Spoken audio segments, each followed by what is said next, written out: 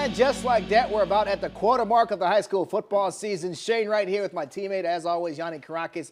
It is week 3 of the football season. Yanni, if you're a team that hasn't started the season well, you're starting to run out of time just a little bit, You can't let those losses build up. And on the flip side, if you're a team that's started the season well, some of these early wins will help you later on when it comes time to making the playoffs. Yeah, our Football Friday Game of the Week featuring 2 teams that have started this season well. 2-0, can't do better than that. St. Andrews, the number 9 team in our Football Friday poll at 2-0. West Boca, the number 7 team. Let's go to the action. These teams scoring a combined 225 points this season, but scoring was at a premium tonight. Opening kickoff felt like West Boca was well on their way to scoring a lot. Here's Elijah Gonzalez who gets the Bulls to the midfield mark. Same drive. West Boca running back Javian Mallory has offers from Georgia and Florida State, among others, showing why on this hard run. And they get all the way down to the goal line, 4th down, but Mason Mallory with a man open, and the two can't connect. It remains scoreless in the first half. St. Andrews' turn. Quarterback Dylan Mayers can throw it, and he can run it too. Nice scramble for the first down, but that drive would stall for the Scots. Meanwhile, the Scots defense holding that Bulls high-powered offense in check, taking down Mallory on this run. And then Dom Daring with a great play, picking off Mason Mallory. A 0-0 game at the half. St. Andrews goes on to win a thriller in overtime, 10-7, with a huge goal line stop to win it. So much for a shootout, right? Surprise 2-0 Palm Beach Lakes with their toughest test of the season so far against visiting Pahokee. To West Palm Beach we go, and the Rams found out just how tough this Blue Devils defense were. Down 43-0 in the 4th is Dylan Dean shutting down the run there. The Pahokee defense just swarming late in this game. Laquavius Hill strips the ball carrier. There's a fight for the ball. Rams recover, but it's a huge loss. Running up the clock here in the 4th quarter. Pahokee now with 2 blowout wins after losing to Santa Lucia. 43-0 is your final.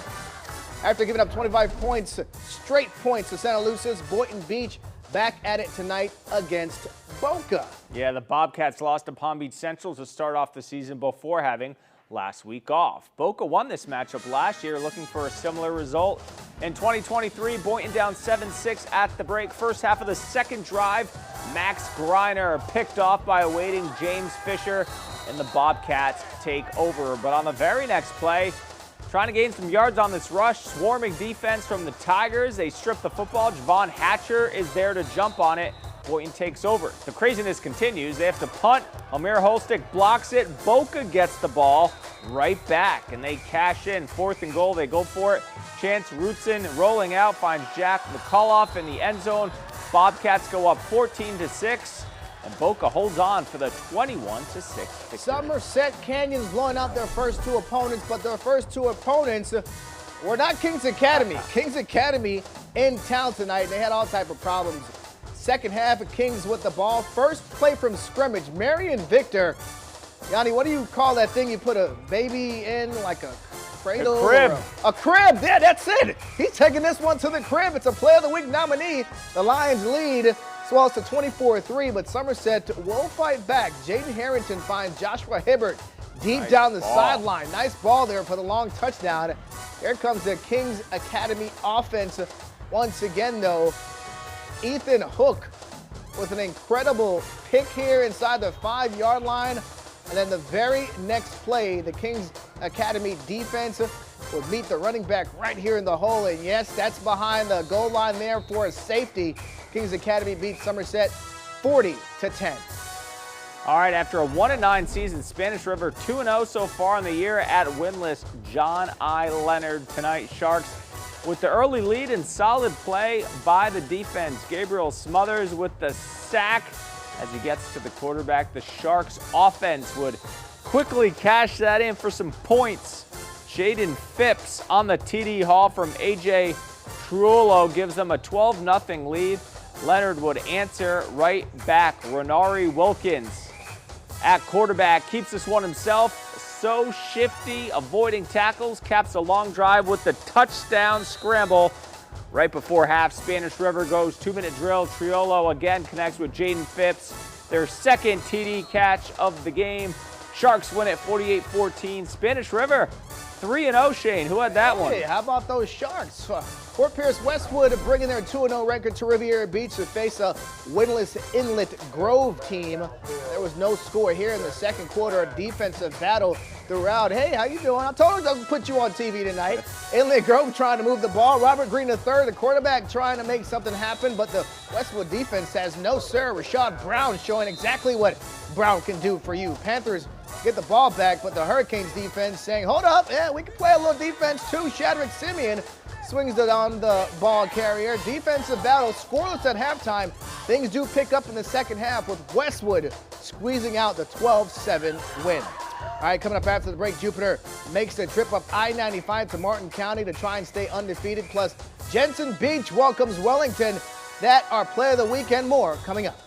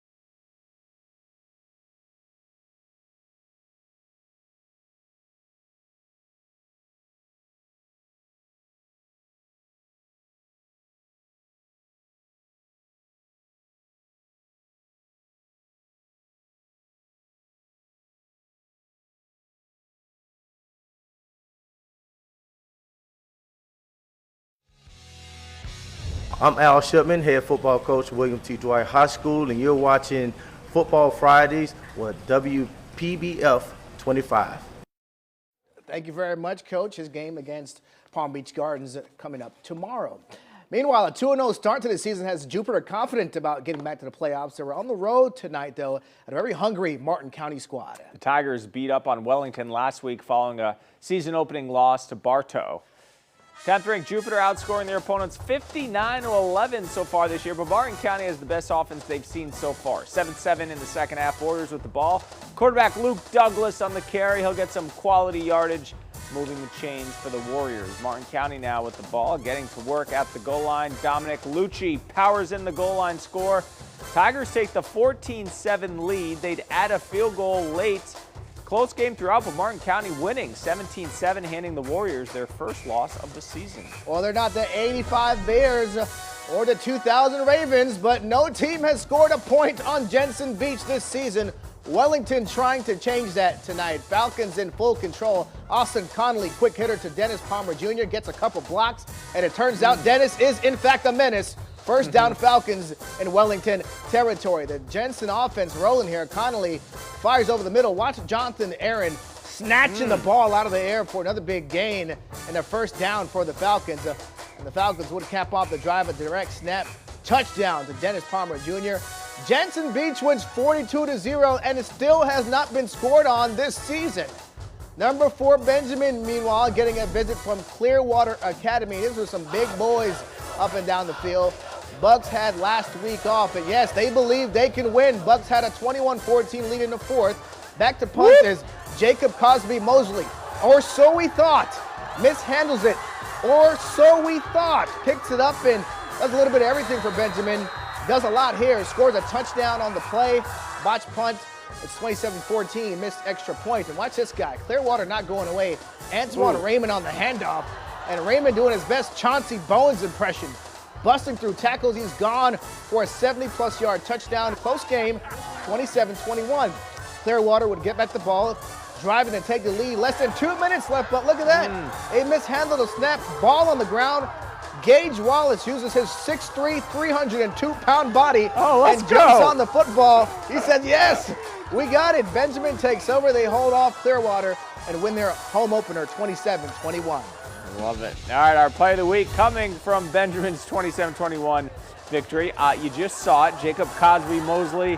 He's getting a lot of recruitment love. Mishandles the punt, but shows why he's got all those D1 offers, including from Wake Forest. Turns the busted play into the touchdown. Benjamin wins it by 6. All right, to the scoreboard. Seminole Ridge stayed undefeated with a 24-0 win over Forest Hill. Oxbridge with some issues down in Key West.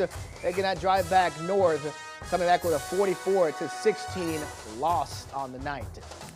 Also, Park Vista at Palm Beach Central. That game actually postponed until September 21st due to Park Vista having some illnesses.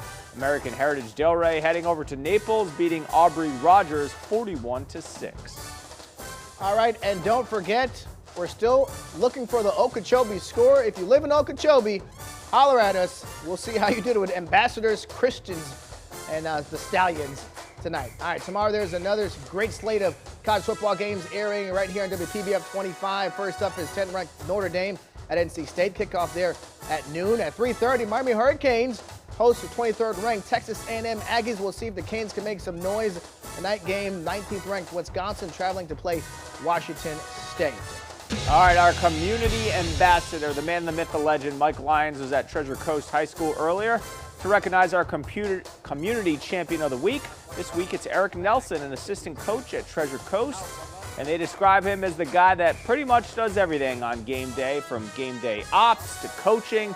Nelson was honored with that signed football right there from all the players. Nicely done, and congratulations. Yeah, I mean, those assistant coaches on some of those teams around our area, man, they do so much. You're talking about painting the field and coming in early, some of them washing the jerseys and just getting everything ready for game day. And we're glad that Mike is with us this week and every week as our community ambassador to bring us some of those stories that we really need to hear. Because we watch these highlights, man, some people think like they just roll them out and get onto the field, right? But no, a lot of people go into this. It takes a village. Yeah, it takes a village. We want to shout out all the schools that have Chick-fil-A because, Shane, we get hungry out there.